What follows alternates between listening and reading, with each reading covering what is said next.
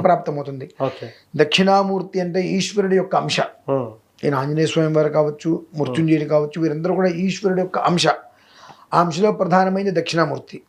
ఆ దక్షిణామూర్తి స్వామి వారు దక్షిణాన్ని చూస్తూ ఉంటారండి. దక్షిణం వైపుకి ఆయన చూస్తూ ఉంటారు ఎప్పుడు కూడా.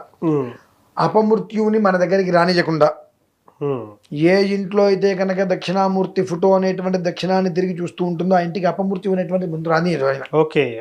అపమృత్యు భయం నాస్తి సర్వత్ర విజయప్రదం అనేటువంటి మనం ఉత్తరాన్ని చూసి నమస్కారం చేస్తాం. ఆయన దక్షిణాన్ని చూస్తుంటే ఉత్తరం వైపు కుబేరుడు ఉంటాడు. దక్షిణం వైపు చూస్తూ ఉండటం వలన మనం ఉత్తరం వైపు తిరిగి నమస్కారం చేయడం వలన కుబేర ఇవ భూతలే. కుబేరుడు అంటే మనం ధనం అని ఒక్కటే అనుకుంటాం. శక్తి, శక్తి అంటే ఏంటి? పవరే కదా. ఆ ఒక్క పవర్ మనకి జనరేట్ చేస్తాడు ఆయన.